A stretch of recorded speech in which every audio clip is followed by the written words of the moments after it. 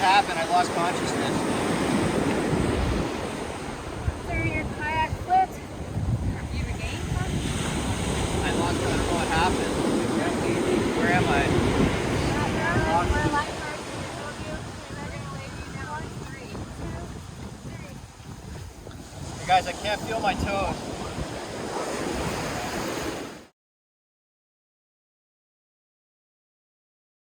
He has a broken leg, possible spine injury, wrap bellows, Okay. foot Now, house. before we get that on, let's tighten the straps. Sir, can I have you take a deep breath in? And we are administering. We are administering oxygen. Good. All right. Put some oxygen on you, buddy. Okay, sir, I'm gonna cross your arm. Feel a little bit better.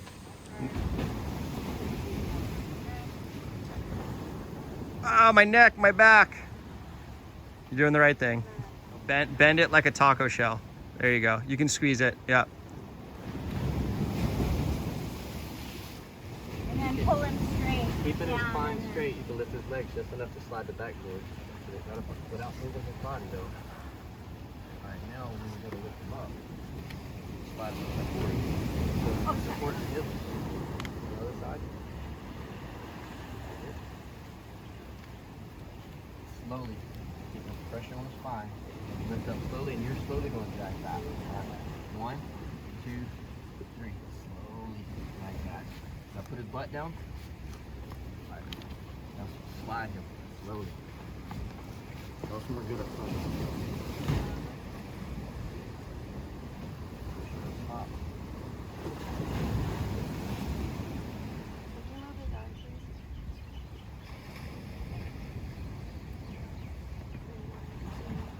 Real quick, identifying that it's oxygen.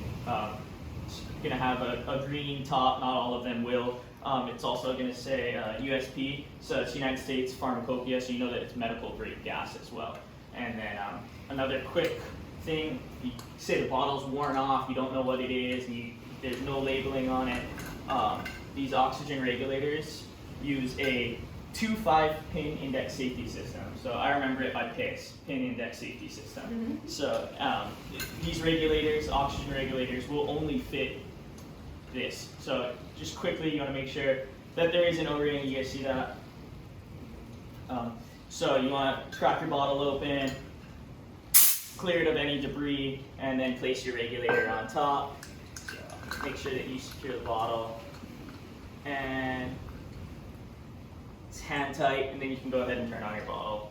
Okay, so check the regulator, put the regulator back on.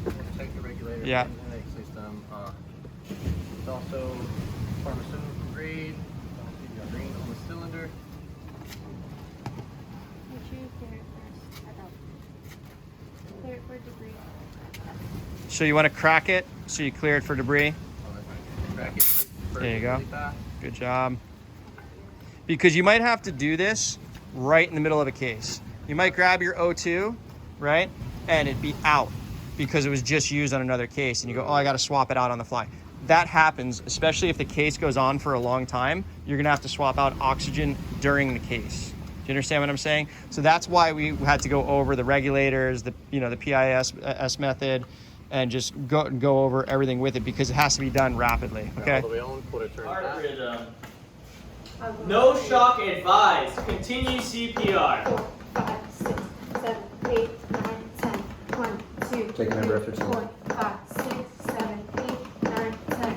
1, 2, 3, 4, 5, 6, 7, 8, 9, 10. 1, 2, 3, 4, 5, 6, 7, 8, 9, 10. Analyzing heart rhythm. Stand clear. Analyzing heart rhythm. Shock advised. Charging.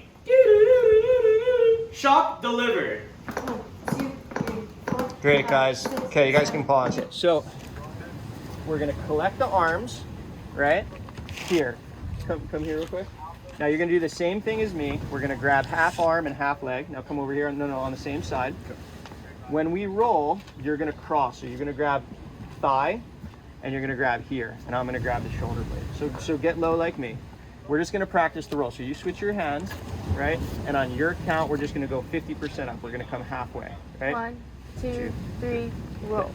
Now you guys can bring the backboard in from the top and slide it down, or from the bottom. It doesn't matter. It's whatever's more convenient. So on the opposite side, you guys are on the wrong side of the patient right now.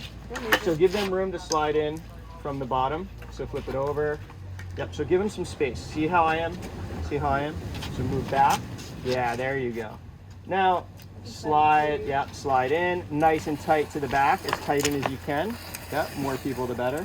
Okay. This is good right now. So on my count. It's okay, you can move out of the way real quick. It's okay, we can get this one with that. So as we roll, right, what you can do if we do have an extra person is you can help from the center line push this board under. Meaning I'm gonna get it to a 45. No, look at me. So pause real quick, you stay there, hold the body against here nice and tight. Just to show you, when this board, when I turn, I'm gonna scoop. Oh, okay. In the sand, it's much easier because the sand digs. Here, it's just going to be what it is.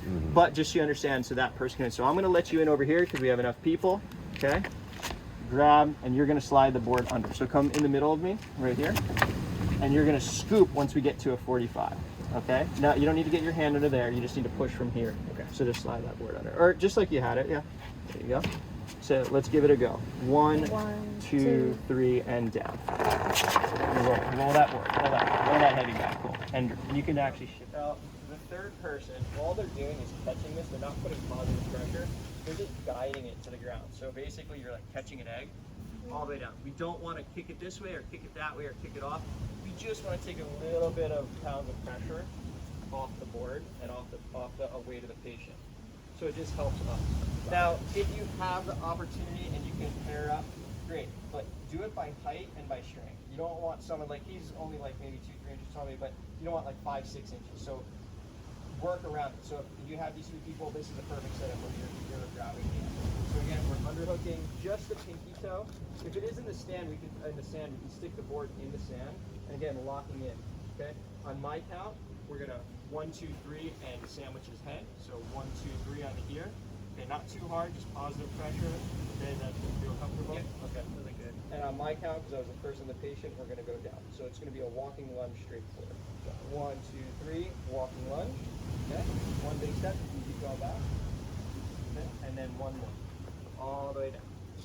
Good job. Now you see how the patient, we don't ever let go. So keep your hand on the head. Chill.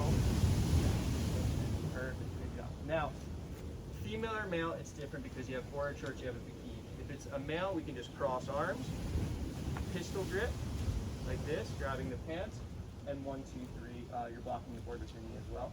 Just block the board with your knee, yep, and slide to the knee, 1, 2, 3, okay, perfect. Now just pause everybody, we're hands off, you guys can let go. If it's a female, to show you this technique, we're gonna underhook the knee hollow, yes. So you can do here on hips, or you can underhook the knee hollow. So we can go chest and hips and do it, or we can do here and here. Whatever works best. The main thing is we don't want to be ripping wedgies on people and things of that nature. But right now they're in a stable position, right? We're gonna next step do the headbed. We're gonna slide in a headbed, and we're gonna strap. Now, in order of operations, the head goes last. Why? Why would the head go last? Because it's going to be a lot of movement. Yeah.